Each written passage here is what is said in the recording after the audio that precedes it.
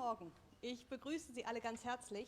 Zum einen natürlich zum Politikkongress, da sind Sie jetzt schon ein bisschen, aber neu sind Sie in diesem wunderbaren Raum mit uns. Auch dazu herzlich willkommen. Sie alle sind hier. Wir haben eine ganze Reihe digitale Teilnehmer, die uns zugeschaltet sind. Auch für die oder an die ein ganz herzliches Willkommen.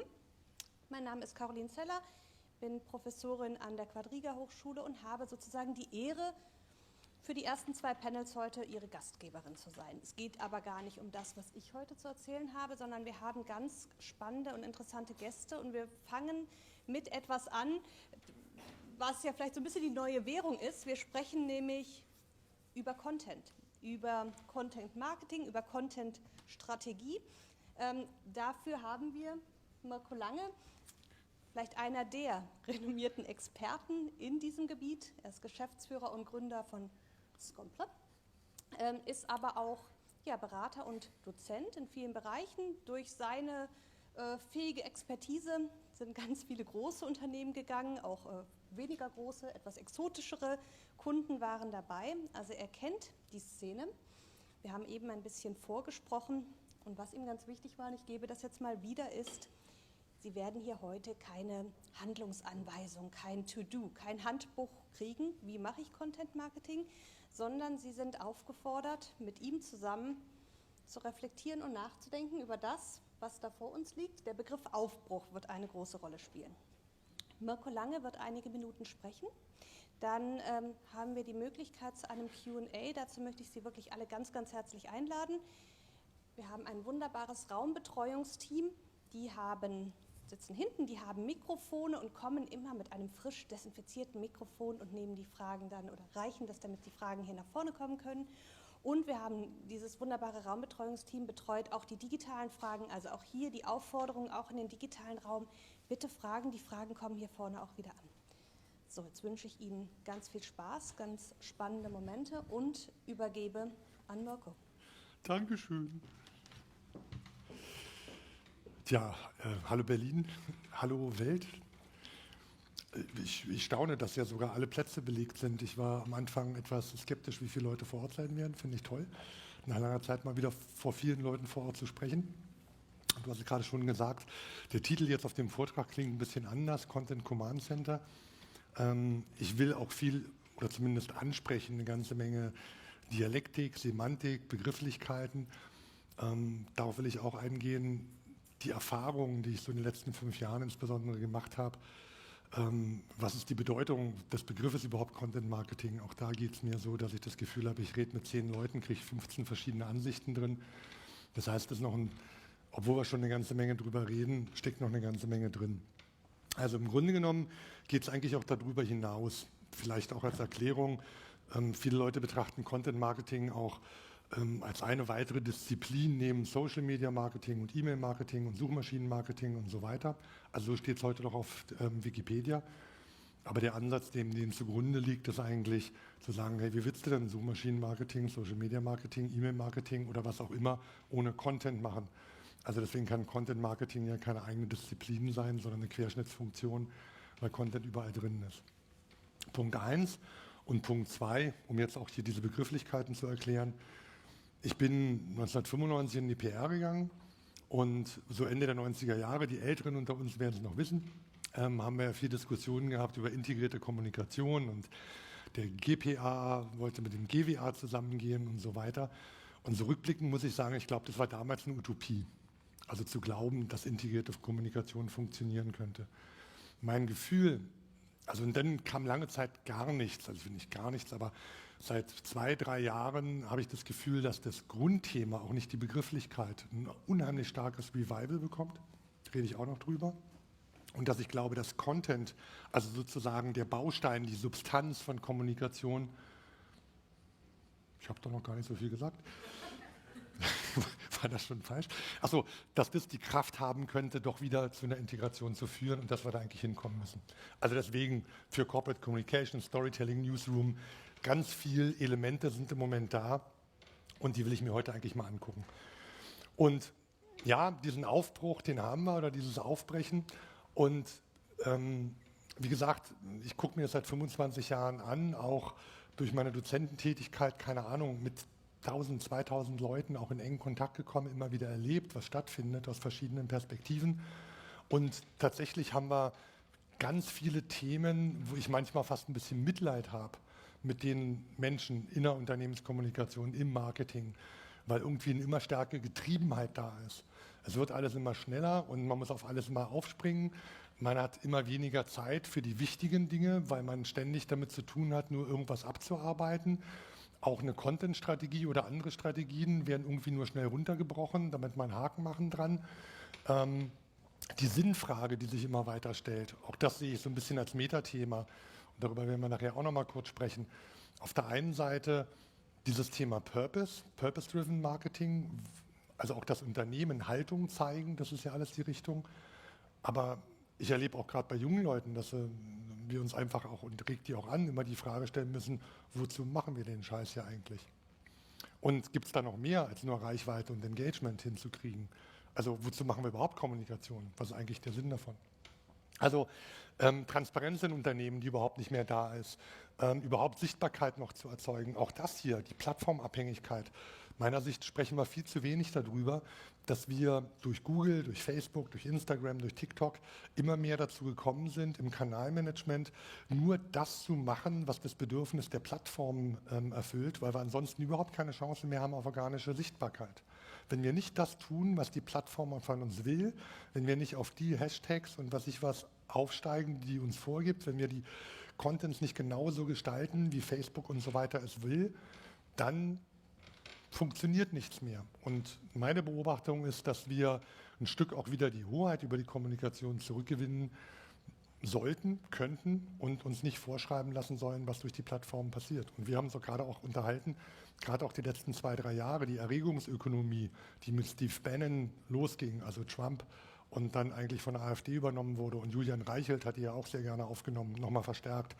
Also dass ohne massive Erregung einfach überhaupt keine Sichtbarkeit oder wenig Sichtbarkeit und Lautstärke da ist und das alles überdeckt. Also großes Tohuwabohu, großes Badabum, wo wir viele Fragen stellen müssen. Und hier ist jetzt eine lange Liste, da will ich nicht im Detail aufgehen und will auch gar nicht erzählen jetzt über mich, wer ich alles bin, aber also ganz im Gegenteil, das soll ein bisschen zeigen, aus was heraus ich spreche. Natürlich bin ich auch in meiner Filterbubble und so weiter, also das ist geprägt durch bestimmte Erfahrungen. Und die Erfahrungen sind, worauf das entstanden ist, also wie gesagt, seit 95 in der PR, 2001 angefangen, sehr viel zu dozieren, was eine wichtige Rolle spielt gleich bei diesem Framework. Und dann eigentlich immer sehr front gewesen, also 2000 eine eigene Agentur gegründet, weil ich dachte, Online-PR ist es. Meinungsbildung muss ins Internet gehen, das war sehr früh. Social Media waren wir einer der ersten, die massiv da aufgesprungen sind. Und dann irgendwann sehr stark auf das Thema Strategieberatung gegangen. Dann gemeinsam, auch das prägt immer noch mein Denken, das war 2004, 2005 in der GPA dieses Communication Value System entwickelt haben. Also wie kann man Kommunikation wertschöpfungsorientiert machen, anschlussfähig machen an Managementsysteme und daneben eigentlich an diesem SCOM-Framework gearbeitet, also sehr viel Methodik, ganz viele Modelle erarbeitet und so weiter. Und da gab es einen Frust und der ist mir auch ganz wichtig, den noch heute zu sagen, dass wir haben bei der Strategie dann 100, 200, 300 Seiten Content oder sonstige Strategie erstellt, sensationell toll. Aber irgendwie habe ich festgestellt, von dem kommt fast gar nichts an der Front irgendwie an, weil es einfach viel zu kompliziert ist. Und was so ein Kern für mich geworden ist, ist die Frage, wie operationalisieren wir eine Strategie? Und jede Strategie muss unter dem Vorbehalt der Operationalisierung stehen. Alles, was man nicht operationalisieren kann, gehört nicht in die Strategie, also viel, viel einfacher werden. Ja, und dann irgendwie aus dem heraus, das war ein Projekt bei der Bahn, wo wir genau sowas hatten, hatte ich dann eigentlich überlegt, bringe ich meine ganzen Erkenntnisse, die ich habe, in ein Buch oder fange ich an, eine Software zu programmieren? Disclaimer, wenn ich damals gewusst hätte, auf was ich mich einlasse, hätte ich es nie gemacht, aber ich bin da total naiv rangegangen. Und heute jetzt, keine Ahnung, 5, 6 Jahre später sind wir 50 Leute, stecken, glaube ich, ungefähr 5 Millionen Entwicklungskosten drin und haben eben rund 100 Mandate gehabt von Unternehmen, zwischen 5 und 500 Leuten, die also quasi, also nicht Mitarbeitern insgesamt, sondern nur die in der Kommunikation arbeiten. Also jetzt ganz neu gerade den AOK-Bundesverband, das sind 370 Leute, die wo wir das harmonisieren. Im gesamten Bundesverband, in allen Regionalverbänden, Commerzbank wären es jetzt bis zu 500 Leute, die zusammen auf einer einzelnen Plattform arbeiten, also wieder riesengroße virtuelle Newsroom. Aber bis hin so, das machen wir dann pro bono, selbst Fridays for Future Austria sind 50 Leute, denen wir das kostenlos zur Verfügung gestellt haben, die gecoacht haben, oder UNICEF jetzt. Also eine große Bandbreite da drin, was drin ist. Und wie gesagt, da hautnah immer die Probleme festgestellt. Und so, natürlich gibt es noch mehr, aber so zwei zentrale, und das war ja auch der Titel, Newsroom meets Content Marketing. Und da gehen ja auch viele Leute, haben das ja auch Themen drin. Ich glaube, das sind zwei Ansätze, wie heute viele versuchen, das irgendwie in den Griff zu bekommen. Und ich sehe die ein Stück komplementär. Also Newsroom nennen wir es, wenn wir in der Unternehmenskommunikation sind oder in der internen Kommunikation, wo der Kernansatz ist, diesen Nachrichtenfluss sozusagen zu organisieren. Es passiert irgendwas, das kommt irgendwie in den Eingangskorb rein, wir versuchen das in den Prozess reinzubringen, zu steuern, und nachher kommt dann quasi geregelte Informationen raus. Fokus ist Redaktion, Pressearbeit, klar, weil es auch interne Kommunikation ist, Unternehmenskommunikation. Ziel sind vor allen Dingen, das mit Substanz anzureichern, Reputation herzustellen, Vertrauen aufzubauen. Und der Haupthebel ist irgendwie so der Nachrichtenwert, und der CVD spielt eine große Rolle. Content Marketing ist auch wieder eine Antwort darauf, auf das, was draußen passiert ist, aber ein bisschen anderer Ansatz. Also da geht es um Inhalte statt Werbung, und da werden wir auch nachher noch drauf gehen. Ich frage meine Studenten immer, was ist eigentlich der Inhalt von Content? Das ist eine echt spannende Frage, die ich euch auch mal fragen wollte. Hört sich nach einem buddhistischen Koan an, also was ist das Klatschen einer Hand oder sowas, aber da steckt eigentlich noch viel mehr hinter, kommen wir noch drauf. Sehr stark Social Media, es geht sehr stark eben Reichweite und Engagement, und hier haben wir zu meinem Leidwesen so ein Stück ganz stark dieses Thema auch Skalierung. Also wir reden auch hier über KI, die dann irgendwie Texte schreibt. Also wie können wir schneller immer mehr Content entwickeln. Da bin ich ein ganz klarer Feind. Also klar, kann auch funktionieren. Aber ich sage auch jedem meiner Kunden, das, was die Welt am allerwenigsten braucht, ist mehr Content. Weil da gibt es wirklich mehr als genug. Sondern wir brauchen besseren. Und ja genau, ein zweiter wichtiger Punkt ist jetzt auch Virtualisierung, das Thema Kollaboration. Auch da hat sich viel getan, aber und so weiter muss ich nicht einsteigen. Und jetzt kommt das Entscheidende, was dem einfach immer gemeinsam ist, ist das, was wir heute Content nennen. Was auch immer das ist, ich will das bewusst mal ein bisschen offen lassen, und damit eng verbunden auch dieses Thema, auch wieder so ein interessantes Wort. Seit 35.000 Jahren in der Unternehmenskommunikation verwenden wir das Wort Thema. Aber wenn ich irgendjemand frage, was ist die Definition von Thema, dann kann mir kaum jemand darauf eine Antwort geben. Also gut, Marketingleute geben mir immer sofort eine Antwort, aber man merkt, das ist das erste Mal, dass sie sich gerade darüber Gedanken machen. Also PR-Leute auch, wollte jetzt gar keinen irgendwie bashen. Aber es lohnt sich und es ist echt schwer. Also selbst wenn man googelt, was gibt ein Thema in der Musik, was hat jetzt... Das ist das Thema von Peter und der Wolf. Was hat das mit unserem Thema zu tun? Oder ist Thema nur das, worüber wir reden? Aber wenn das, worüber wir reden, immer das Thema ist, dann ist ja immer, was wir reden, hat ja ein Thema, weil wir reden ja immer über irgendwas. Also versucht mal darüber nachzudenken, ohne einen Knoten ins Hirn zu bekommen. Ist nicht ganz leicht.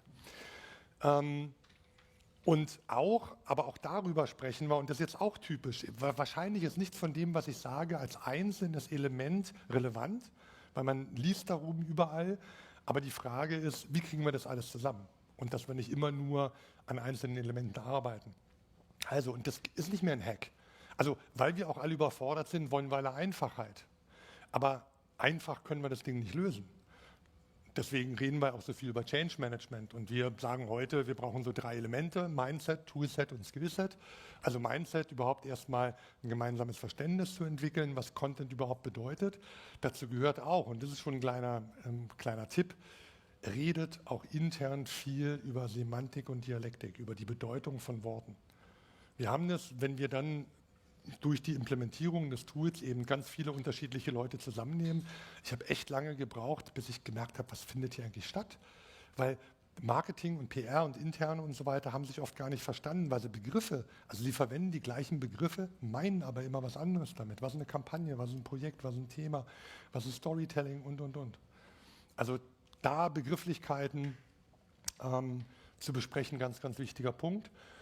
Mit Toolset meine ich nicht nur jetzt irgendwie Software, werden wir gleich sehen, steckt auch noch ein Riesenthema drin, sondern vor allen Dingen auch gemeinsame Methodik. Also Denktools sozusagen, in welcher Reihe, also ich sage immer betreutes Denken. Ne? Also nach welchen Prozessen und Methodiken gehe ich vor, auf die man sich einigen kann, damit man auch anschlussfähig wird.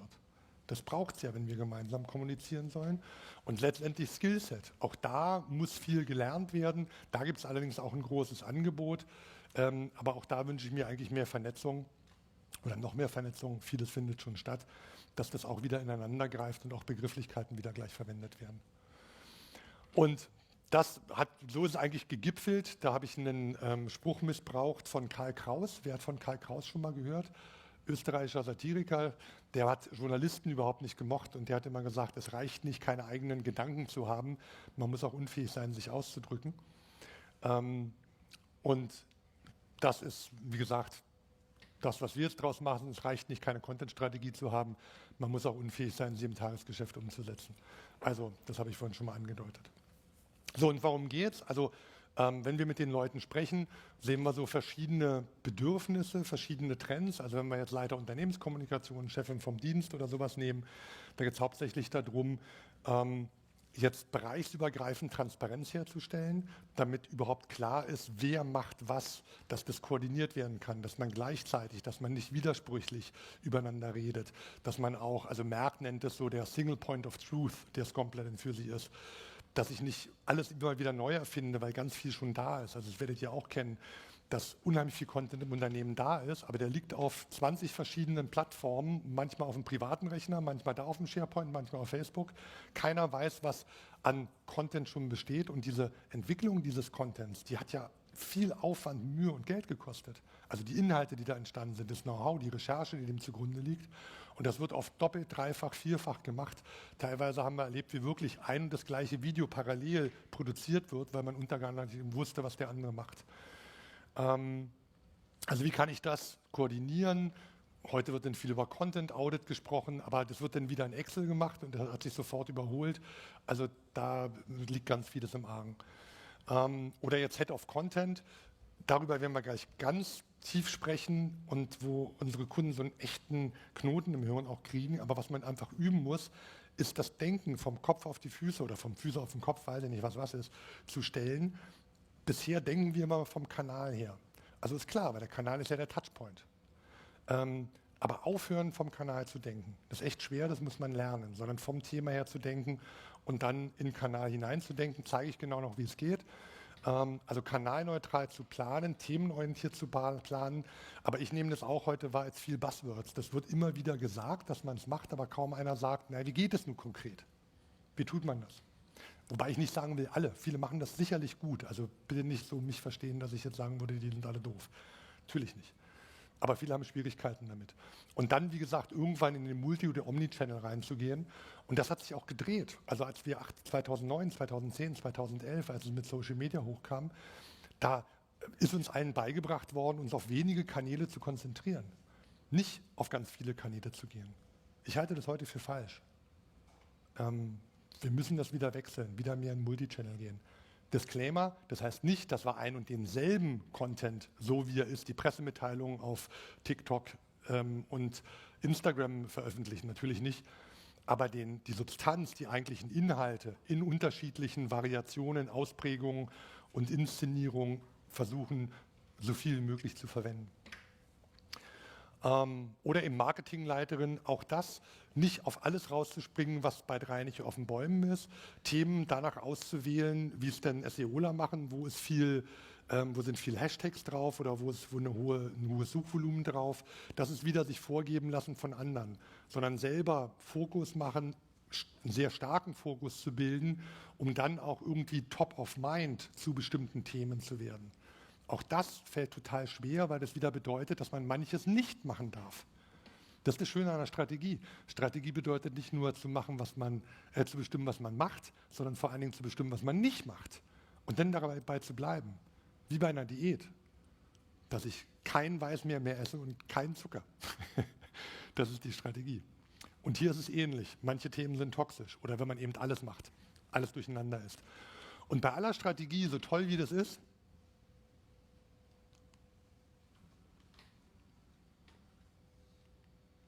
wieso geht das jetzt hier nicht?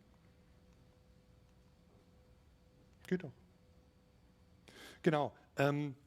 Auch das war etwas, was wir jetzt lernen müssen, dass du Strategie, so wichtig wie das ist und dass du die auch koordinierst, aber die meisten Leute an der Front haben ganz andere Probleme, weil sie so in ihrer Arbeit gefangen sind, so im Operativen. Das heißt also, man muss ihnen auch Arbeitshilfen geben, sie entlasten. Man kann nicht einfach hergehen und sagen, jetzt machen wir einen neuen Prozess und das kommt on top auf dem, was kommt, sondern muss ihnen auch sie entlasten. Was ist hier los?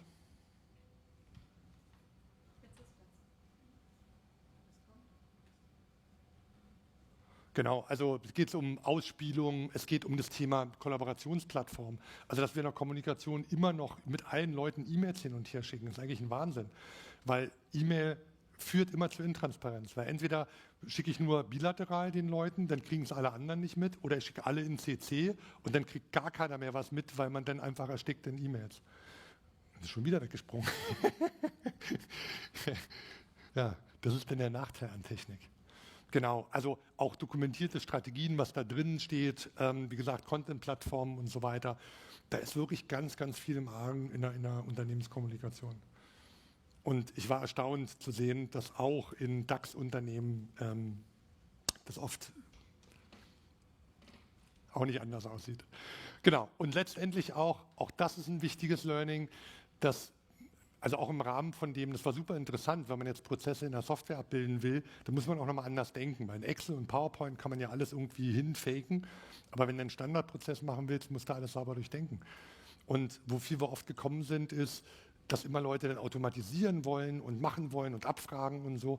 Und ich aber merke, nee, wir müssen ganz viele Räume schaffen, wo das Team auch im Redaktionsmeeting zusammenkommt und nicht nur 10 Minuten schnell, schnell, schnell. Wir müssen ja unseren sonstigen Job machen, sondern gerade der Austausch untereinander über die Themen ist der Kern, dass man zu bestimmten Themen eine gemeinsame Sichtweise entwickeln kann. Weil wir haben ein Thema, wollen das kanalneutral machen, aber da hat Sales mit damit zu tun, da hat HR damit zu tun und interne Kommunikation und Support und so weiter. Und jeder hat eine andere Perspektive. Und sich darüber auszutauschen, das erzeugt dann irgendwann erst die Integrierung.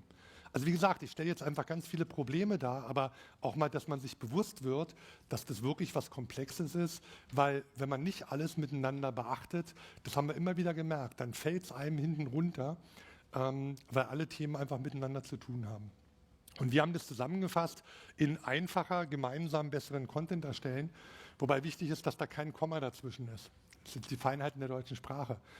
Es ist wahnsinnig schwierig, besseren Content zu erstellen. Also das ist alles als einfach, sagen wir es mal so. Es ist noch schwieriger, gemeinsam besseren Content zu erstellen, weil man dann sich ja nochmal absprechen muss. Und dieses gemeinsam besseren Content erstellen, das müssen wir einfacher machen. So, das ist so ein bisschen die Zielsetzung, die wir drin haben. So, warum ist das so schwer? Das haben wir mal so aufgebaut. Das ist jetzt nur beispielhaft. Nicht jedes Unternehmen hat alle diese Bereiche, aber viele davon. Da gibt es Content Marketing und den Newsroom und Social Media und Service and Community und internationale Märkte, interne Employer Branding, Corporate Publishing, SEO, was auch immer. Also diese einzelnen Bereiche, Silos, wie wir die oft nennen. Und wir haben jetzt Elemente, die da drin vorkommen und es gibt hier keine einheitlichen Prozesse. Also jeder hat auch seine eigenen Kanäle, die werden auch gepflegt. Manchmal teilt man sie, aber so die Kanalhochherrschaft ist immer so ein politisches Thema. Wem gehört das? Und das sollen immer einzelnen Bereichen gehören. Nee, LinkedIn gehört interne Kommunikation, Twitter, PR, aber Facebook Marketing. Kennt ihr das? Okay. Dann geht es weiter, dann haben wir beispielsweise Prozesse, also Produktionsprozesse. Manche haben gar keine, die schreiben halt einfach. Manche haben Prozesse, vielleicht in Banken, weil es dann Compliance-Vorschriften gibt und so weiter. Aber es gibt keine einheitlichen. Also wie sollen die auch zusammenarbeiten, wenn sie keine einheitlichen Prozesse haben? Jeder hat seinen Prozess. Jeder hat seine eigenen Tools. Ganz gefährliches Thema. Ich glaube auch, dass die Abneigung gegen Tools durchaus berechtigt ist. Also heute im Content-Marketing redet man heute davon, dass es heute 4.000 bis 5.000 verschiedene Tools gibt. hauptsächlich operative, mit denen ich Bilder zuschneiden kann, bis ich einzeln posten kann oder gleichzeitig auf mehreren Plattformen, gibt es unzählig viele Tools. Und jeder hat sich diese kleinen operativen Spezialtools genommen, die oft nur eine Sache können. Und der Witz ist, fast jedes dieser Tools hat, und die Bedeutung erzähle ich gleich, einen eigenen Editor. Also sprich, der Content wird in einer anderen Datenbank gespeichert, in 4000 verschiedenen Datenbanken. Und das zementiert eigentlich immer nur die Silos. Also je mehr jeder einzelne kleine Tools, also nicht übergreifende Tools verwendet, desto mehr sind die anschlussfähig miteinander, weil die halt in unterschiedlichen Sachen drin sind, wo man dann wieder Lizenzen bräuchte, damit jemand anders reingucken kann. Also dieses immer einfacher machen wollen, hat das alles immer sehr viel schwieriger gemacht. Dann gehen wir jetzt Strategie. Jeder hat seine Strategie oder auch nicht. Und jeder hat eben seine Planung, jeder hat seine eigenen KPIs, jeder hat seine keine Analysen und. Und was jetzt hier wirklich hübsch aussieht, oder? Da bin ich ganz stolz drauf. Ein richtig hübsches Chart. Hübsches. In der Praxis ist es natürlich tödlich. Weil wir haben keine gemeinsamen Methoden, keine gemeinsamen Prozesse, keine gemeinsame Strategie und. Und die Idee ist jetzt, da haben wir auch lange gebraucht, ist einen Prozess zu finden, und das hat wieder Vor- und Nachteile, aber der Ansatz, der ist zum Teil generisch, also den sieht man woanders auch, dass wir erst eine Themenarchitektur brauchen, dann eine Storyplanung, das erkläre ich noch, was wir damit meinen, dann die Contentplanung, Contentproduktion, Contentdistribution und dann die Themenanalyse, die dann wieder in die Themenarchitektur geht. Also dass es einen generischen Prozess gibt, der dann, und das erkläre ich auch noch, dazu führt, dass man eben so eine themenzentrierte Vorgehensweise hat. Also im Kern gibt es die Content-Strategie, die die strategischen Vorgaben gibt, dann entwickelt man daraus Themen und Stories, daraus Content und am Schluss geht es erst in den Kanal rein. Und wie wir heute vorgehen ist, und das hat sich echt als Good oder Best Case entwickelt, das ist bei der Commerzbank so, das ist bei der Bahn so, dass wir sehr klein einsteigen, oft nur in eine Abteilung, zum Beispiel Social Media, und dort diesen Prozess einführen.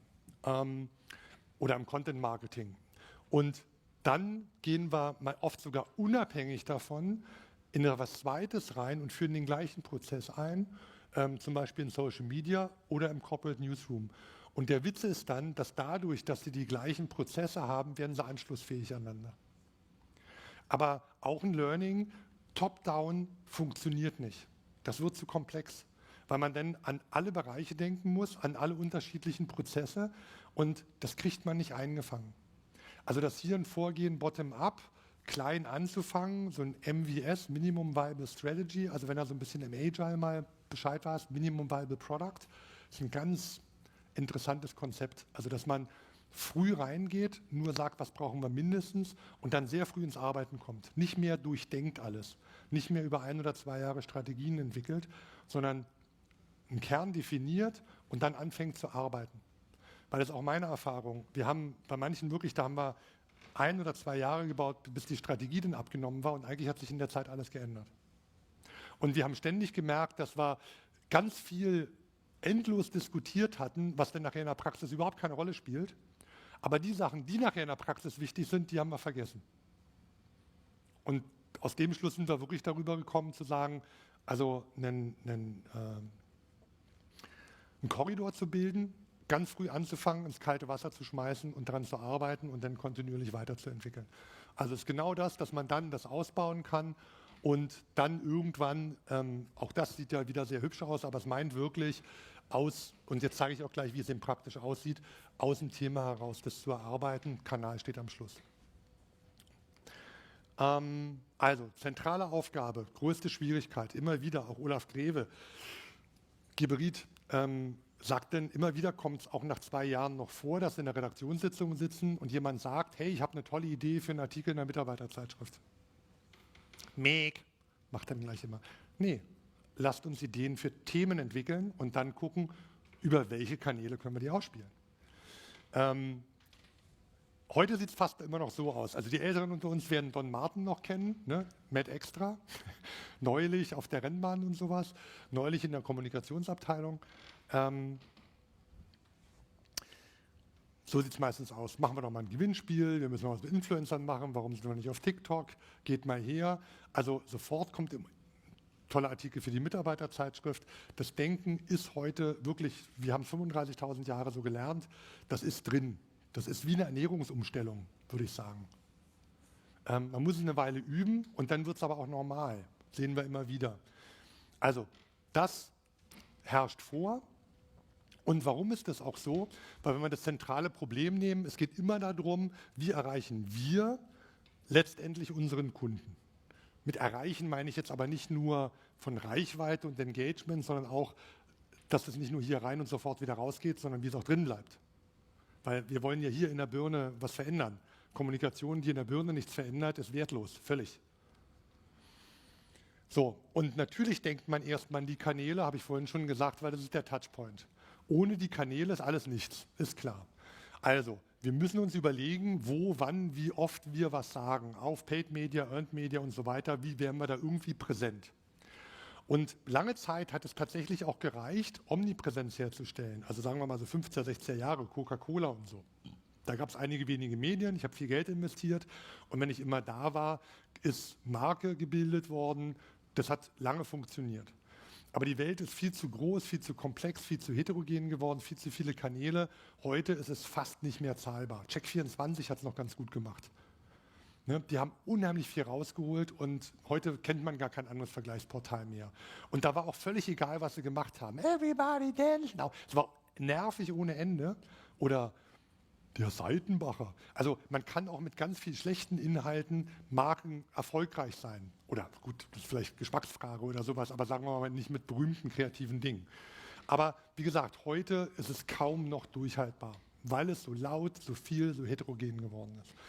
Dann kam eigentlich in meiner Beobachtung so ein bisschen Content Marketing Stufe 1, dass die Leute gesagt haben, naja, nehmen wir nicht mal werbliche Contents und Skyscraper und, also kennt ihr das noch, diese Banner-Formate, habe ich schon lange nicht mehr gehört, die Begriffe, die sind auch völlig weg, sondern hat gesagt, nehmen wir stattdessen mal Webinare und Whitepaper und Memes und Videos und machen Stories und so weiter.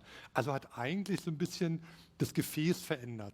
Der Inhalt war nicht groß anders, da war immer noch Werbung mit drin und dann ist man auf dem Webinar gewesen und das Webinar war dann genauso werblich, aber das hat erstmal gut funktioniert, weil man gesagt hat, boah, ich kann mir jetzt ein Whitepaper runterladen, hey, geil, und hat dann seine E-Mail-Adresse da gelassen. Hat sich aber rasch totgelaufen, weil die Leute dann auch gemerkt haben, naja, wenn da nur Müll drin steht, bringt es ja auch nichts.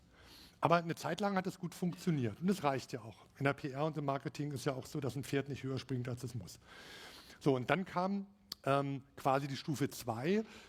Also wir haben jetzt versucht, da Begriffe auch wieder zu finden, um jetzt ohne Inhalt auszukommen. Ich habe es mal Substanz genannt, als das, was der Inhalt ist, weil der Content ist Substanz und Inszenierung, sozusagen der Wein und die Form der Flasche. Du kannst ja einen Wein nicht ohne Flasche verkaufen, aber die Flasche ohne Wein oder mit schlechtem Wein ist auch nichts wert. Also was wir sagen, welchen Nutzen es hat, welchen Wert es hat und so weiter, das ist diese Frage, was ist der Inhalt von Content. Und auch hier haben wir viel methodisch gearbeitet, Orientierungswert, Gebrauchswert, Unterhaltungswert, Bestätigungswert. Das ist das, was wir Journalisten alles auch mit Nachrichtenwert gelernt haben, aber geht noch weiter heute. Nachrichtenwert ist ein bisschen von vor 30 Jahren. Man kann deutlich mehr machen im Moment. Auch das kann man methodisieren und Skills einführen, Checklisten einführen, wie ich aktiv dafür sorge, dass Content eben diese Werte zumindest teilweise erfüllt.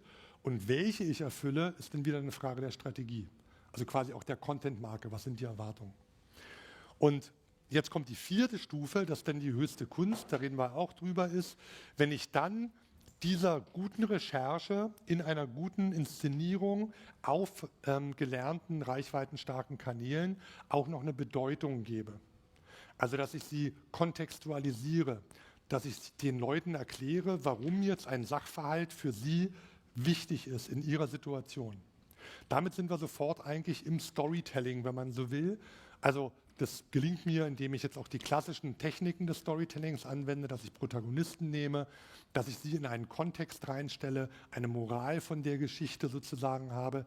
Das Narrativ als zentrales Element vom Storytelling heißt ja sinngebende Erzählung. Da sind wir jetzt genau drin. Eigentlich ist es Framing. Ich bedauere es ein bisschen, dass Framing durch die politische Kommunikation so einen negativen Touch bekommen hat. Aber Framing ist eigentlich was ganz, ganz Tolles. Also wenn ich den Leuten vermitteln kann, dass das Glas halb voll und nicht halb leer ist. Das ist Framing. Mal ganz platt gesagt. Und hier mit Stefan Handke habe ich gesprochen von der Deutschen Post, wo wir das eingeführt haben, eben in der internen Kommunikation. Da habe ich ihn auch gefragt, ihr müsst am Anfang selber definieren, und das betrifft auch den Newsroom, als wen versteht ihr euch? Versteht ihr euch nur als Chronisten, die quasi die Chronik darüber schreiben, was passiert, also die Nachricht, das ist ja das, was die News, oder seid ihr Bedeutungszuweiser? Also bei der Post, was bedeutet es, wenn in China nicht ein Sack Reis, sondern ein Postsack umfällt? Das kann super relevant sein, aber nur, wenn ich in den richtigen Kontext hineinstelle. Und das ist eine super spannende Aufgabe, sich darüber auch Gedanken zu machen. So, das nennen wir quasi jetzt, oder ich habe mir das so hergeleitet, Storytelling. Nämlich auch interessant, dass der Begriff Storytelling auch sehr oft verwendet wird, aber meistens ist da der Fokus auf das Telling, also auf die Technik, das Handwerk des Erzählens. Und sehr selten lernt man, was denn gute Storys sind. Sondern man lernt immer nur, wie ist ein Plot und wie muss ich einen szenischen Einstieg machen und welche Personas und Protagonisten nämlich. Aber viel wichtiger ist, was ich erzähle. Und jetzt gibt es noch ein Problem, weil diese 4 Dinge, die kann ein Journalist hervorragend machen. Und es wurde auch die ganze Zeit immer erzählt, das Content Marketing, dass wir von den Publishern lernen müssen. Ich halte das für verkehrt. Also schon früher war verkehrt, dass ein Journalist ein guter PR-Mensch ist. Mitnichten. Ein ganz anderer Job. Der Journalist, wenn der das gemacht hat, und allgemein kann ein guter Journalist ist, der kann Geschichten erzählen, der kann recherchieren, das hat er wirklich mal gelernt, der kann das Ganze super schreiben, also der hat wirklich Ahnung, wie er tolle Texte macht, und er hat seine eingeführte Plattform. Aber wenn der Journalist das gemacht hat, dann hat er auch seinen Job erfüllt und das Geschäftsmodell des Mediums ist erreicht. Weil dann werden die Leute auf das Medium gehen, werden das lesen und das bedeutet Reichweiten, Zugriffszahlen und damit Einnahmen durch Werbung. Für uns als Unternehmenskommunikation fängt in dem Moment der Job erst an. Es bringt es gar nichts, null, wenn wir ganz viele Leser in unserem Online-Magazin oder von einer Mitarbeiterzeitschrift haben. Nichts. Also nur die Leser an sich. Sondern nur, wenn dadurch, dass der Kunde das liest, er auch versteht, dass wir ihm einen Grund geben, von uns zu kaufen, uns zu wählen, uns Geld zu spenden, was auch immer. Der ROI, der Return on Invest. Nur was aus dem Communication Value System, was wir gelernt haben, der ROI ist nicht mehr Follower, mehr Fans oder Reichweite, sondern am Kern ist es, werden wir gleich noch sehen, Kundenbindung, Vertrauen, Reputation, Kompetenzführerschaft, Serviceführerschaft, das sind die knallharten Werte, die entstehen. So, und wie schaffe ich das? Wenn ich nur irgendwelche Stories mache, und den Fehler sehen wir sehr, sehr oft, dass die Leute zwar Storytelling machen, dass sie tolle Geschichten erzählen, dass sie dann auch aussuchen, was wird oft nachgefragt, dass sie sich nur nach den Plattformen und dem Willen der User richten und dann haben sie was viel gelernt, gelesen wird und dann sind sie von den objektiven Zahlen auch gut, aber ist die Wertschöpfung auch gut? Das wird selten hinterfragt.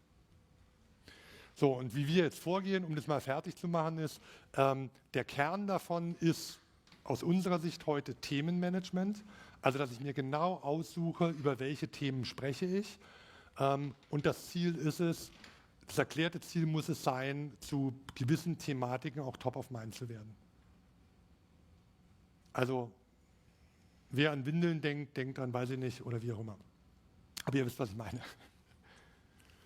Und das führen wir noch zusammen, ich sage es jetzt noch vollständig, weil daraus leiten wir gleich jetzt ab und so werdet ihr auch sehen, dass auch Scompler als Beispiel aufgebaut, dass wir die Themen in bestimmte Handlungsfelder einordnen und dass die Handlungsfelder dann auch kongruent sind mit dem, was das Unternehmen tut. So findet quasi die Integration statt in das Unternehmen und letztendlich steht hier oben dann das, was wir Core Story nennen. Und hier will ich euch auch noch was mitgeben, was für mich echt da ist so ein Licht angegangen. Wir haben das immer Core Story genannt. Also was ist so die eigentliche Kerngeschichte? Also ihr kennt vielleicht Dove, ne, die Hautcremes und Shampoos machen und die vor 10 Jahren anfingen mit den etwas fülligeren Models. Die haben seit 10 Jahren, ich finde das die besten, die es irgendwie gibt, egal was die machen, jeder Tweet, jede Werbung, jede Aktion hat eine einzige Kernbotschaft. Und die ist, you are more beautiful than you think. auch das Englisch verstanden, meine Aussprache? Also dieses natürliche Schönheit entdecken. Und wenn man das, die ziehen das so knallhart konsequent durch, ist sensationell. Werden wir gleich noch ein paar Beispiele sehen. Hier, Teddy Roosevelt, der war Präsident vor 80 Jahren. Der hat, ich finde den Satz so genial. People don't care how much you know until they know how much you care. Der hätte Content-Marketer sein sollen. Und da sind wir wieder bei Haltung. Und da schließt sich wieder der Kreis. Das wird heute transparenter als er und deswegen nennen wir das heute Care Story. Also im Mittelpunkt zu stellen, wer du bist, wozu du das machst, das entspricht eigentlich dem Why von Simon Sinek. First Ask Why. Also, damit ihre Kunden ihre wahre Schönheit erkennen. Hier Brooklyn Sop, ehrliche Männer für Bärte, Airbnb, sehr schöner Case. Die sagen, alle Erlebnisse, Kochen, Tiere, Abenteuer, kannst du bei uns zusammen mit den Gastgebern entdecken. Das unterscheidet uns von sonstigem Reisen, weil bei uns immer der Gastgeber mit drin ist. Aber es gibt eine Kernaussage. Bei allen, also bei sehr vielen, die stehen für etwas. Das ist die Haltung, das ist die Care Story. So, und also dieses First Ask Why, und das können wir jetzt nennen, wirklich strategisches Storytelling. Das heißt also, wir machen Storytelling wieder vor, aber vorgegeben durch Handlungsfelder und Themen machen wir eine sehr genaue Auswahl, was gute Storys sind, was schlechte Storys sind. So, und wie operationalisieren wir das jetzt? Also ich habe das jetzt einfach, um es besser zu verstehen, mal quasi vom Ziel her gedacht oder wie wir ursprünglich gedacht haben, also von unten nach oben aufgebaut. Und strategisch müssen wir jetzt genau andersrum vorgehen. Und das ist, insofern war das mit der Handlungsanweisung, was ich dir vorhin gesagt habe, nicht ganz richtig, weil das ist eine klare Handlungsanweisung. Viele machen das ja auch schon. Das ist quasi der Jahresthemenplan, das sind die Schwerpunktthemen. Also im Kern eine strategische Vorgabe entwickeln und bei Merck, bei wir auch immer, da ist, bevor wir auch Scrumpler einrichten, ist es meistens schon da als Strategie, als Themenschwerpunktplan, dass ich weiß, worüber ich rede.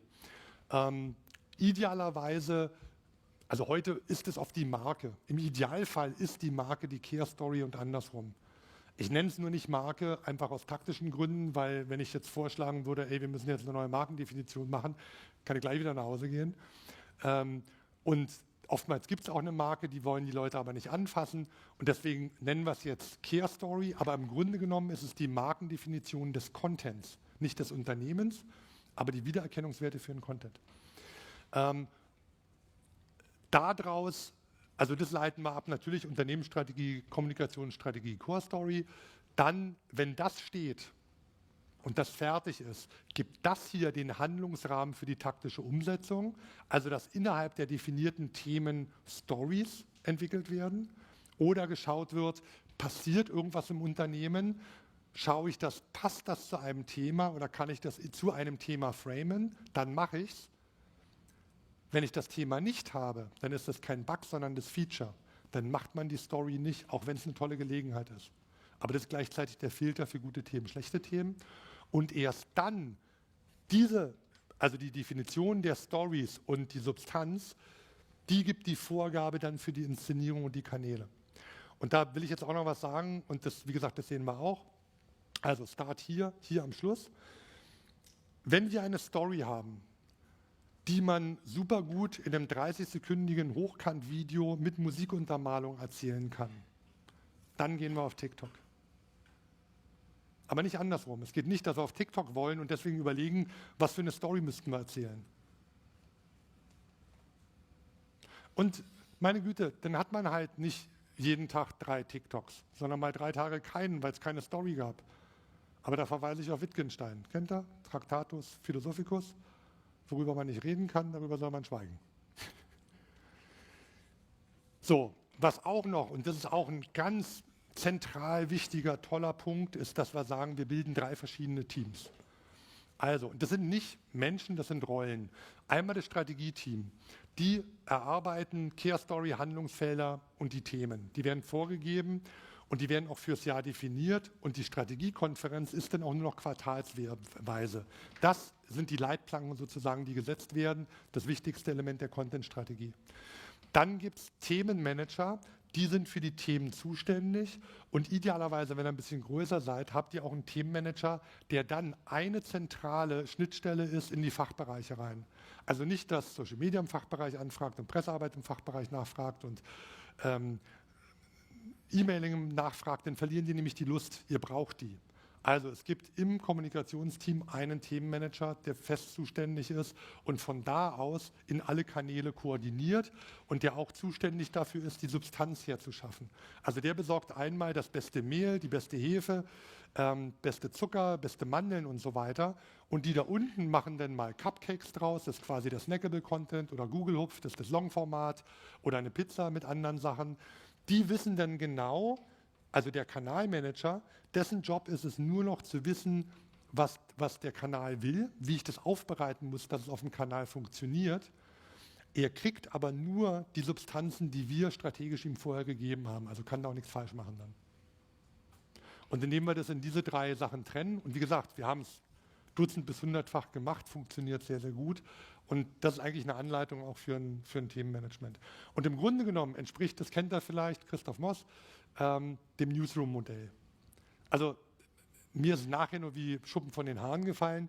Er nennt es ein bisschen anders, aber im Kern ist genau das Gleiche. Es gibt das Strategieteam, dann gibt es hier die Themendesks und hier gibt es die Medienmanager. Und nur bei uns der Unterschied, also er hat hier die Planungssysteme und die Konferenzen, bei uns ist es eben auch die Software, also auch in Richtung Virtualisierung, aber auch da, wir nennen den Content Commander und nicht CVD, aber das Prinzip ist das Gleiche. Also es ist auch sehr, sehr gut, ist es kompatibel, also wir arbeiten deswegen oft zusammen. Und auch noch einen ganz kleinen, und dann gehe ich noch schnell und zeige noch mal einen Blick darauf, wie das denn praktisch aussieht. Einen kleinen Exkurs, was mir auch die Augen geöffnet hat. Thema KPIs müssen wir ja alle bieten. Diesen 3 unterschiedlichen Ebenen können wir dann wunderbar auch unterschiedliche KPIs zuordnen. Das heißt, der Kanalmanager, der ist zuständig für Traffic, für Klicks, für User, Page Impressions, Reichweite, Bekanntheit, SEO-Sichtbarkeit, weil der kann diese Kennzahlen auch unmittelbar selbst beeinflussen. Weil die sind alle nur abhängig davon, von der Gestaltung des Contents. Übrigens auch noch eine super interessante Frage. Wenn ich Content sage, versucht mal zu visualisieren. Was seht ihr dann? Seht ihr, und jetzt mache ich eine Analogie zu Musik, seht ihr den Ton? Seht ihr das Lied?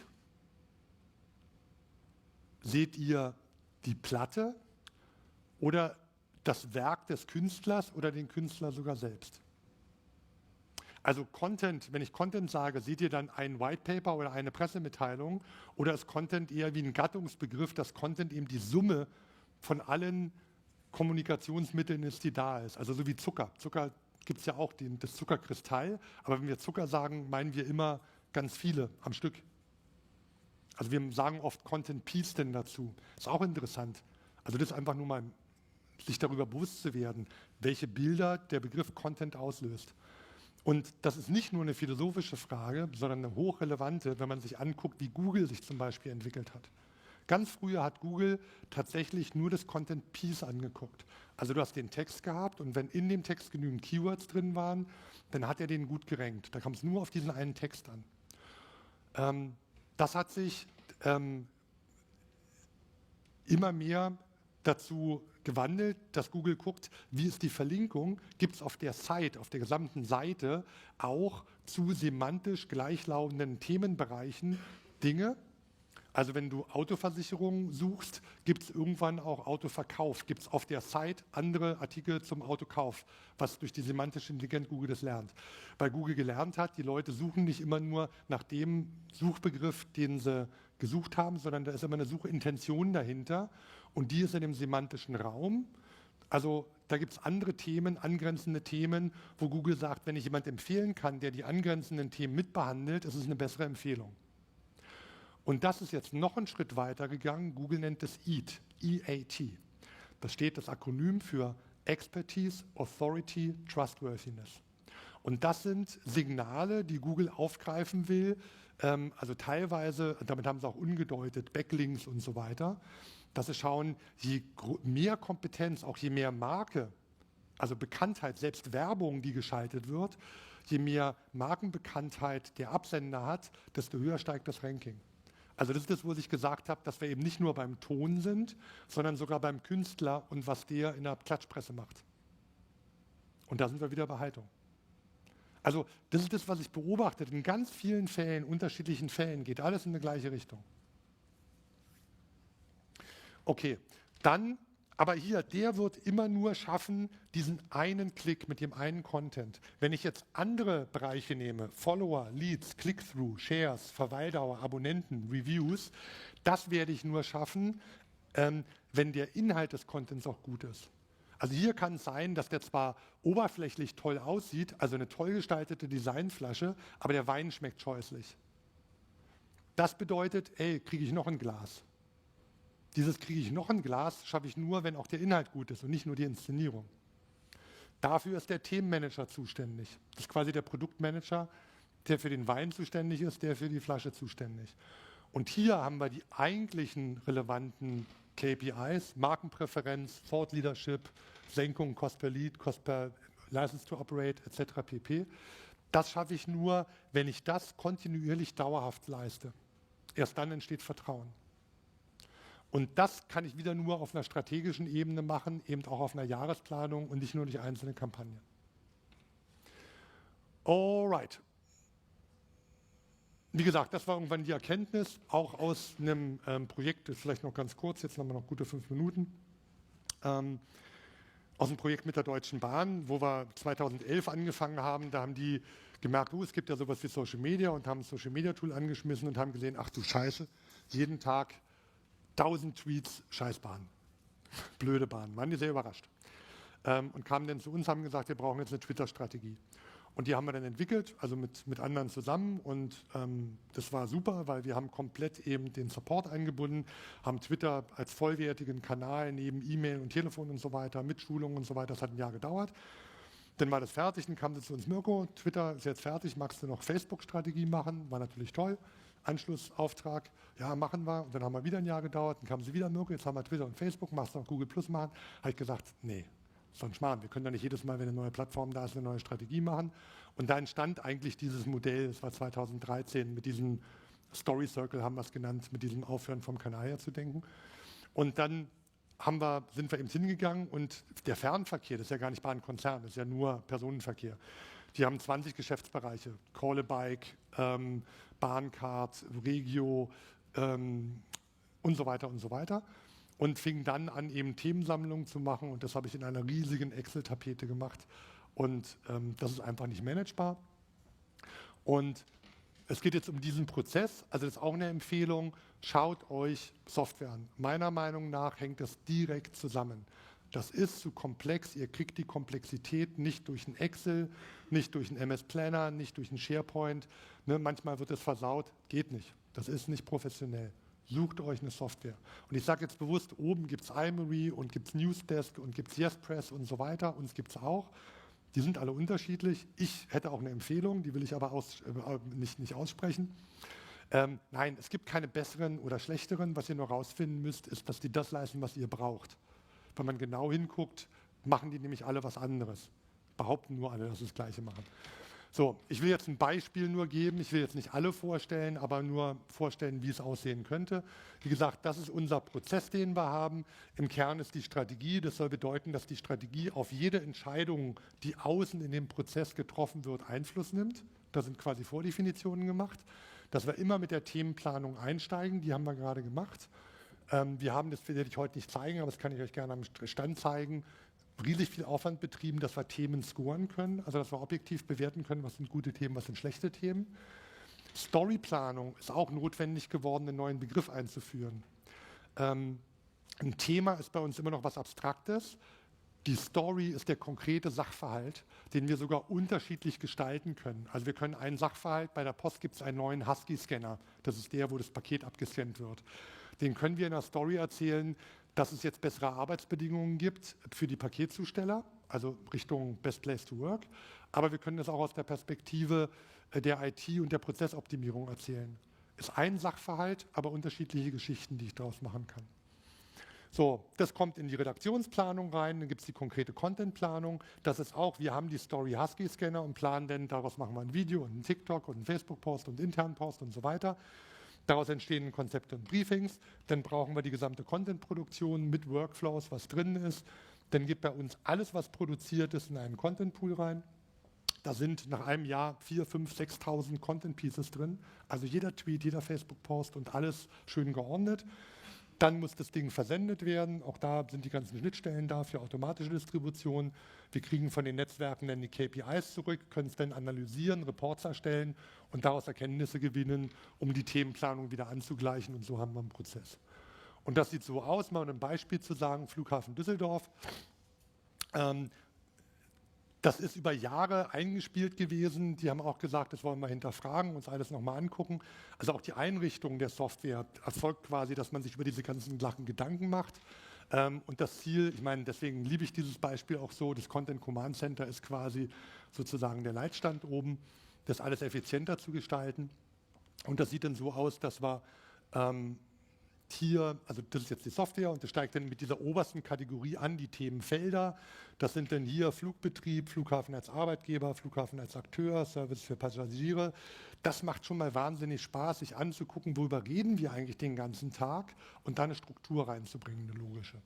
Und dann gehen wir jetzt beispielsweise mal rein in das Unterthema oder in den Bereich Flugbetrieb. Habt ihr das gesehen? Ist geil, oder? Klick. Tolle Technik. Also sind wir jetzt im Bereich Flugbetrieb. Da gibt es dann die Themen drin, unbemannte Luftfahrt, Aviation-Bilder, Verkehrszahlen, Airports, Luftfahrtwissen und so weiter. Dann gehen wir jetzt rein hier auf Verkehrszahlen. Darunter sind dann die ganzen Stories, 2018 Herbstferien, Verkehrszahlen.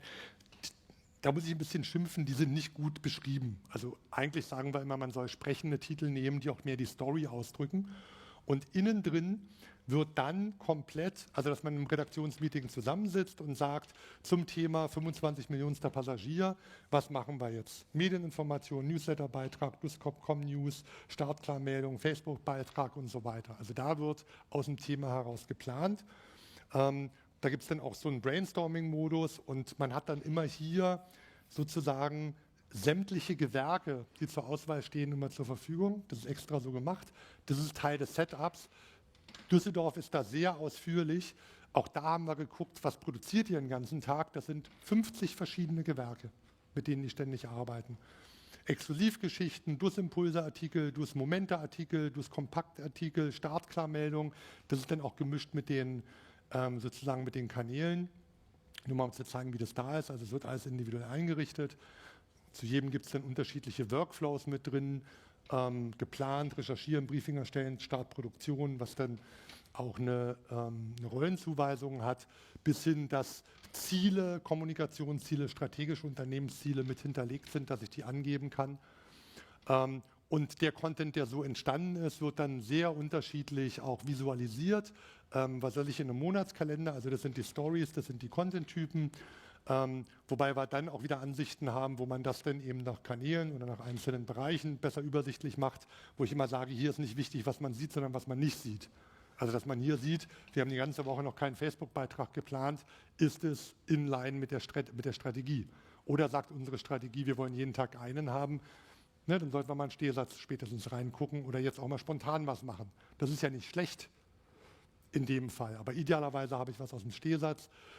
Bis hin dazu, dass wir, wie gesagt, den einzelnen Elementen immer wieder auch Markenelemente oder Ziele zuordnen können und das dann auch sehen können. Dann geht man da rein, kann, wie gesagt, jeden Text machen, aber egal, ob das jetzt Social Media ist, aber das Besondere ist auch jede Pressemitteilung und so weiter. Also gibt es sehr aufwendige Editoren drin mit Templates dahinter, wo man quasi wirklich jeden Content erstellen kann. Mit der Diskussion, die hier stattfindet. Das heißt also, wird nichts mehr mit E-Mail hin und her geschickt, sondern die Kommunikation findet dann da drin statt. Dann wird der vordefinierte Workflow abgearbeitet, wo auch immer Termine mit dran stehen. Jegliche andere Materialien werden damit abgeloadet. Es gibt Zugang zu, also die Verbindung mit SharePoint, dass ich also dann direkt die Verbindung zu Dateien geben kann, die auf SharePoint beispielsweise liegen. MAM ist mit dran, DAM mit Bildbearbeitung, genau. Alle Dokumente, die im Hintergrund drin liegen, die drin sind. Ich habe meine Aufgabenlisten, also die hat jeder individuell. Über den Workflow werden ja Aufgaben erzeugt und jeder kann dann auf sein Dashboard oder in die Aufgabenliste gehen, wo genau steht, zu welchem Artikel muss er jetzt was, also das muss er planen, das muss er veröffentlichen und so weiter. Ja, also bis hin zu Integration in Microsoft Teams.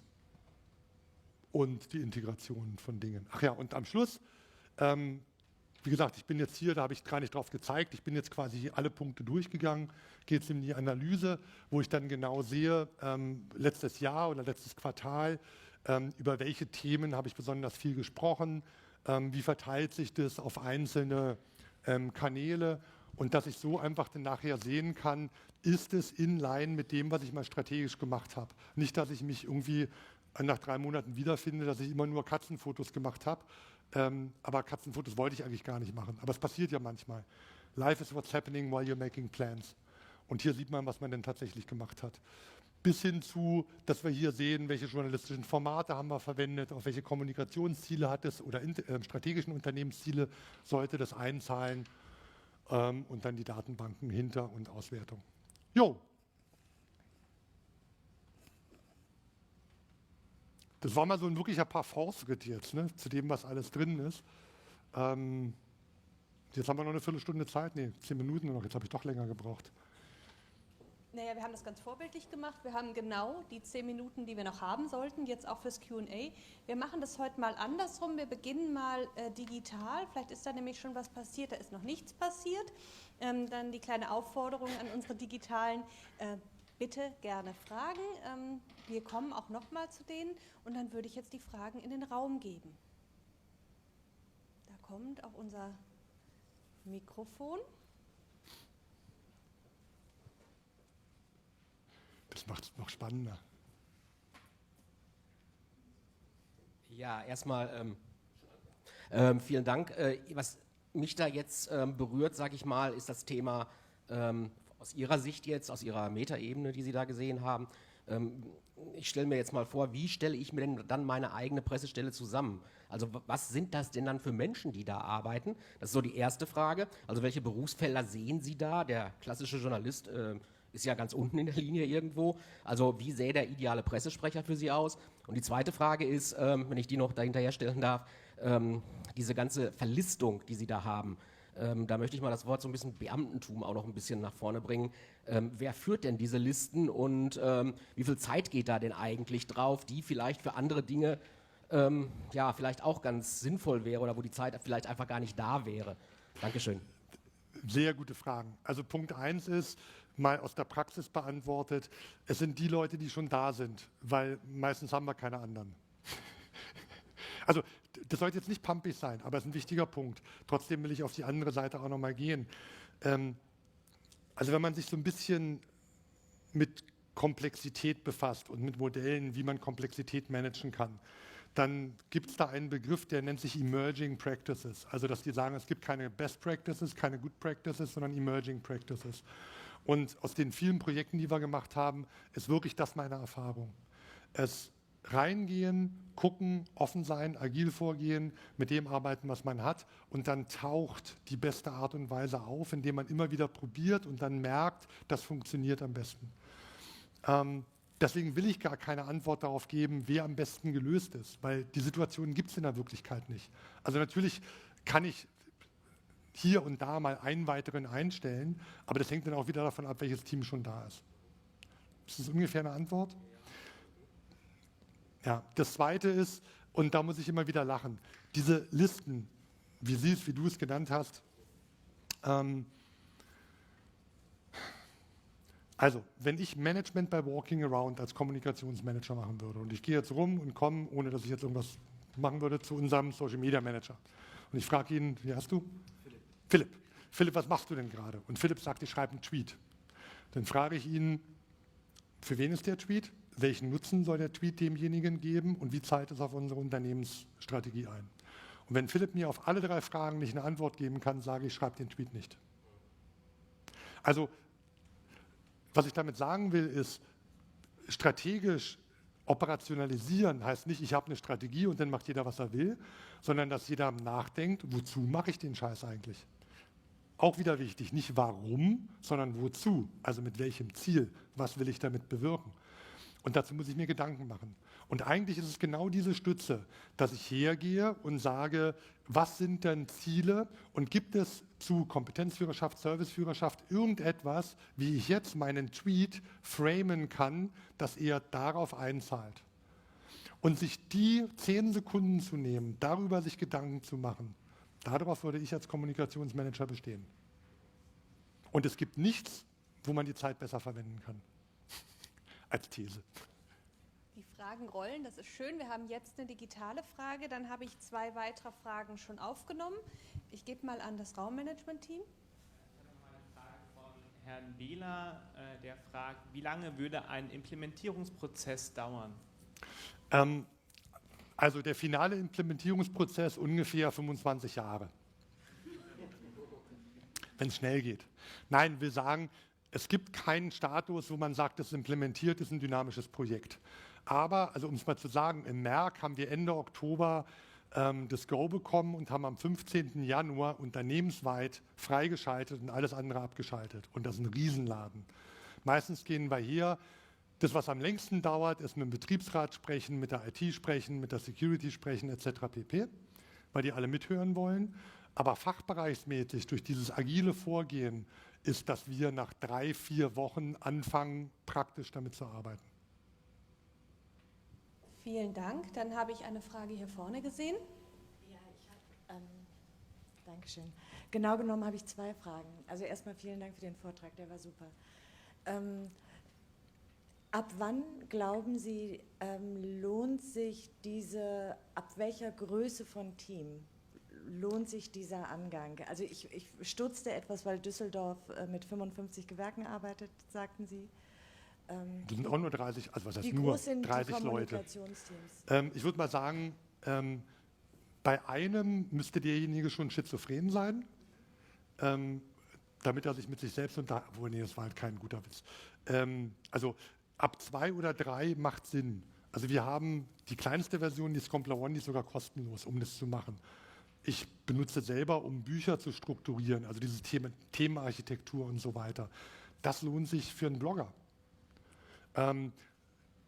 Die ist auch kostenlos. Wie gesagt, kosten tut sie denn irgendwas gerade für diesen Kollaborationseffekt oder sowas. Wie gesagt, es gibt unterschiedliche Themen. Ich muss ja meinen Redaktionsplan irgendwo haben. Das ist das eine. Wenn ich den strukturierter aufbaue und nicht in Excel, habe ich Vorteile. Diese Zusammenarbeit, wie gesagt, wir haben Kunden mit 3, 4, 5 Leuten. Okay, das reicht mir auch als Antwort.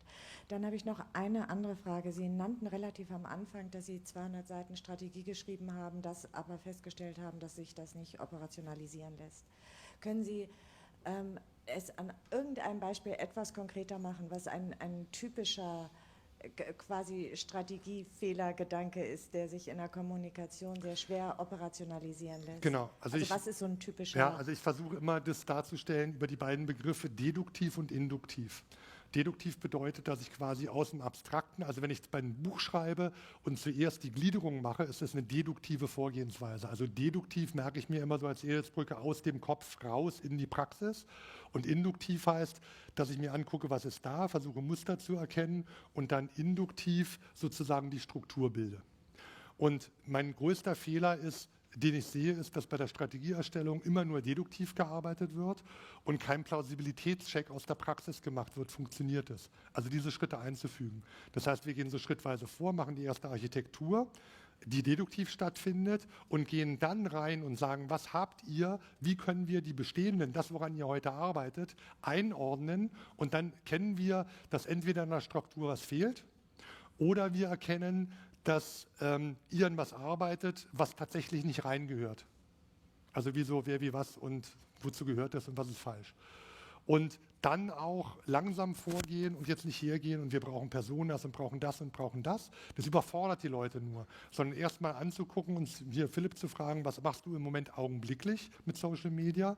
Dann optimieren wir erst mal das, was ihr heute tut, ohne was Neues reinzubringen. Und erst wenn das denn gelernt ist, wenn er das kann, dann schauen wir, würde es dir helfen, wenn wir jetzt noch eine Persona einführen? Würde es dir helfen, wenn wir strategische Ziele einführen? Also auch die Listen, die haben wir nicht gleich alle. Du kannst in Scompler Listen führen, bis du stirbst. Aber das wäre auch wieder der große Fehler. Und das ist der Hauptfehler, dass Leute einen Blogbeitrag lesen und sehen, das muss alles in eine Strategie rein. Und dann einfach das, was in dem Blogbeitrag drinsteht, das ist in der Strategie drin, das arbeiten sie ab. Egal, ob es für sie passt oder nicht. Das ist der Fehler. Also ohne den Reality-Check immer mitzumachen. Immer wieder reingucken, Machen wir das heute? Wie kriegen wir es rein? Kann Philipp das auch gleich umsetzen? Wenn Philipp es nicht gleich umsetzen kann, lasse ich es weg, weil ich ansonsten nur Philipp Kirre mache. Entschuldigung, Philipp. Ja, alles gut. Die Realität holt uns ein, vor allem die Zeit. Scheiße. Das heißt, wir müssen ein bisschen gucken. Wir haben eine Frage noch hier, eine Frage online und dann hoffentlich noch eine Frage. Das heißt, alle super. Aber ich will auch sagen, total gerne, ich bin oben, ich bin draußen, ich bin da. Also wir haben oben den Stand. Kommt auf mich zu, ich rede unheimlich gerne mit euch. Von daher ganz kurz, diszipliniert, kurze Fragen, möglichst kurze Antworten, dann kriegen wir noch ein paar unter. Erst mal hier eine Frage. Genau, meine Frage wäre, ich habe mich so ein bisschen gefragt, als Sie die Strategie auch vorgestellt haben, also die Care Story. Gehe ich überall mit. Ich glaube, wichtig ist, dass man das für sich selber klar muss. Ich stelle aber auch oft fest, dass man ja sein eigenes Unternehmen immer total super findet. Seine eigenen Stories findet man auch immer total super. Aber wo bleibt die Zielgruppe? Also so ein Stück weit diese Rückkopplung, weil das erlebe ich teilweise, dass das, was man so aus sich selber heraus als eine gute Story wahrnimmt, ist nicht immer das, also schmeckt der Köder dem Fisch oder umgekehrt. Vielleicht können Sie dazu noch kurz was sagen. Der Angler muss dem Fisch schmecken und nicht dem Köder oder sowas, ne? Genau. Nee, ich habe es heute sehr verkürzt dargestellt, das, was wir Storyboarding nennen. Also zu sagen, wie können wir ein abstraktes Thema, also abstrakt für eine Vielzahl der Fälle, in eine konkrete Story umwandeln. Da ist genau in dem Prozess die Zielgruppe, die Persona, der Stakeholder, wie auch immer wir es nennen, mit drinnen, weil wir immer fragen, welches Element an diesem Thema ist für diese Zielgruppe relevant oder hat eine Bedeutung. Bedeutung und Relevanz ist ja das gleiche Wort. Also die Bedeutungszuweisung als Kernaufgabe. Das habe ich heute sehr verkürzt gemacht, aber das ist ein Teil des Prozesses sozusagen, der Operationalisierung. Aber völlig richtiger Punkt. Und unsere Online-Frage. Okay, ich habe jetzt noch eine Frage von Frau Ziesemer. Erstmal soll ich nochmal den Vortrag loben. Und sie fragt, wie findet ein Themenmanager oder eine Themenmanagerin die passenden Themen? Über welche Tools, Kniffe erfolgt eine gute Recherche? Ganz schwer eine Aufgabe zu machen, aber wir haben unterschiedliche Kanäle. Natürlich gehe ich her und setze ein Medienmonitoring auf, ein Social Media Monitoring, kann gucken, ob Hashtags gut da sind, kann Medienbeobachtungen machen, kann First Signals irgendwie mit reinnehmen. Es gibt tausende Möglichkeiten, kann Answer the Public machen, aber ich glaube, im Wesentlichen sollte ich als Themenmanager mit meinen Fachbereichen sprechen, die, wenn sie nur einigermaßen da sind, ein bisschen Kontakt auch zum Markt haben. Also da glaube ich, Tools gut und schön, aber ein guter Kommunikationsmanager, und das ist mit Abstand das Beste, dass er ein Stück einfach mit in der Community mit drin ist. Und wie gesagt, ansonsten könnte ich eine Liste geben von 20 Tools, aber a fool with a tool is still a fool. Und dann gehen wir mit der letzten Frage raus von dem einzigen Person im Raum, wo wir den Namen kennen, nämlich von Philipp. Übrigens, Philipp. Genau, meine Frage ist einfach, es gibt ja immer mehr Plattformen, wo ich meine Informationen oder meine Nachricht teilen kann. Es wird immer mehr Plattformen geben. Wie kann ich rausfinden, welche Plattform ich bedienen soll? Oder soll ich vielleicht auch eher darauf achten, weniger Plattformen dafür qualitativer zu bespielen? Weil, wie gesagt, die Halbwertszeiten sinken ja auch mittlerweile von diesen Plattformen. Aber weil sie eben so sinken, glaube ich, dass wir im Moment eine Schwelle überschritten haben, wo du sagen kannst, probiert es aus. Wenn es gut funktioniert, macht weiter. Wenn nicht, lasst es wieder. Genauso ist Google raus geworden. Ganz viel reingeben. Das ist auch agiles Vorgehen, das ist Emerging Practices. Man kann es nicht vorher herausfinden, dazu ist es komplex geworden. Probiert viel aus. Dann bleibt mir, mich ganz herzlich zu bedanken bei dir, lieber Mirko, für den sehr, sehr spannenden Vortrag, für die vielen Fragen, sowohl im Raum als auch digital. Ich greife auf, probieren Sie es aus. Wir sind hier wieder um 12:50 Uhr in diesem Raum. Stimmt, ne? Stimmt.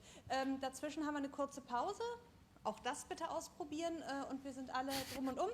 Viel Vergnügen.